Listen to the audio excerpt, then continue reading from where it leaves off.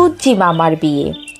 অবশেষে বসন্তকাল এলো, চারিদিকে ফুল ফুটে উঠল, প্রকৃতি নতুন সাজে সেজে উঠল, চারিদিকে ঝলমলে রোদ।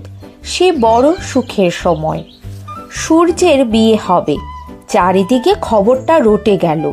সকল জীবজন্তুরা আনন্দে মেতে উঠল, চারিদিকে যেন আনন্দের হাট বসে গেল। সকল জীবজন্তুদের সঙ্গে ব্যাঙেরাও ধেই ধেই করে নাচতে লাগলো, নেচে কুঁদে বেড়াতে লাগলো। এসব দেখে জিরাফ আর চুপ থাকতে পারল না। সে ব্যাঙদের সম্বোধন করে বলল, দূর দূর বোকা আর আহাম্মকের দল কোথাকার! সূর্যের বিয়েতে তোদের নাচন কোদন করতে লজ্জা করছে না? এক সূর্যই গরমকালে খানা ডোবায়, জল শুকিয়ে সেগুলো কাঠ করে দেয়।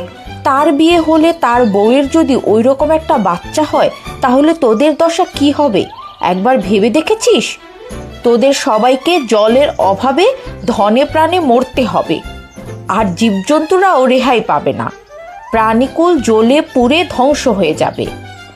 অতএব সূর্যের বিয়েতে আনন্দ করার কিছুই নেই।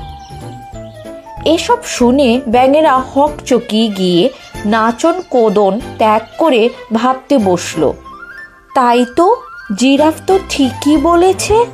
উপদেশ: ভেবেচিন্তে কাজ না করলে যাতে আনন্দ করবার কিছু নেই, তাতেও লোকেরা আনন্দ করে।